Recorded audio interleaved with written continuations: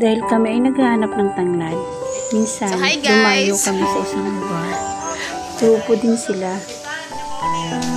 Na-share nila sa amin. Hello sir. 3 years na po yung So this is the owner of the 5 hectare ang tanglad dapat tanglad 6 months plantation. lang na-harvest na. Ano This nga Sir ba De La nangyari, Cruz. sir? Ayan. So they have plenty of bunot. Papasok sana sila ng kontrata. Barangay. Pinaasa 6 months. Dapat may harvest na sila. Pero di na sila binalikan. Ano nga ba nangyari?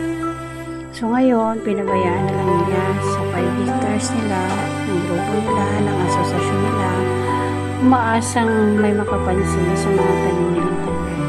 So minsan nga itong grupo ko din, napadaan doon. Na may supply namin sa Divisoria. So ayan, nakita nga sila. Ayan, usap-usap. Then sige, tingnan natin. Suriin natin at try natin kung mayroon pa dyan pwede natin pwede pa natin magbenta. So ayun nga ang ginagawa nila, nakikita nyo sa picture, sama-sama mga bata, mga nanay at grupo para mayroon namang maisalba. Alam nyo bakit? Sana naman daw may pambili sila ng bigas. Nasa malayo po itong liblib na puok ng isang town ng Leyte.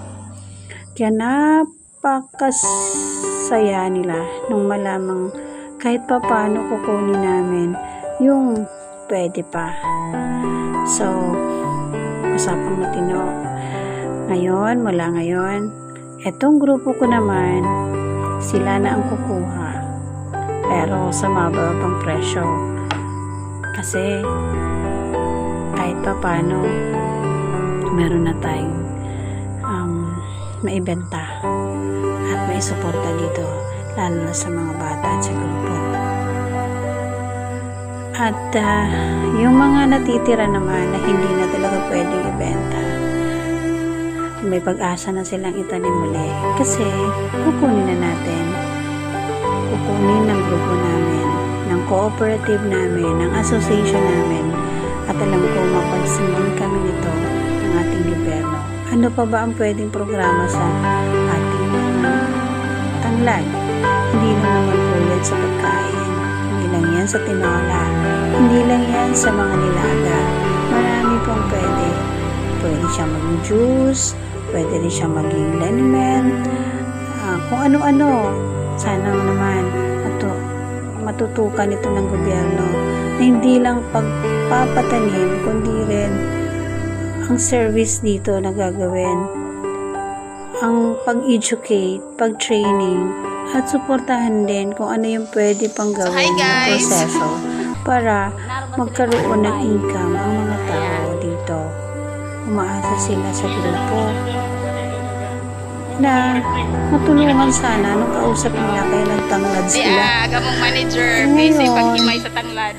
Nawala ng pag-asa, pero muli, pubuhayin dahil ito mga kagrupo ko, naku, kahit saan basta tanglad, babanatan nila ito, paparating doon.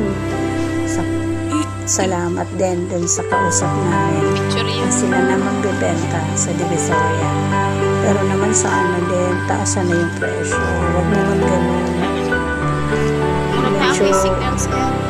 Pero sige, isipin natin, pag hindi na overdue dapat mataas-taas ng presyo makukuha namin. Sa mga gustong sumuporta po dito sa grupo namin, dito sa cooperative namin, at sa mga asosasyon din na kukuha ng mga produkto ng mga farmers natin. Huwag naman kayo magkatulong tumulong. Kahit sa maliit na presyo, pwede po namin itong maibigay sa inyo para lang po matulungan natin sila at maisalba sa taas ng presyo ng bigas ngayon. Makabili na lang sila. At yun po, salamat sa pakikinig. Ako po muli, si Purutita ng Abuyog Leyte. Salamat po.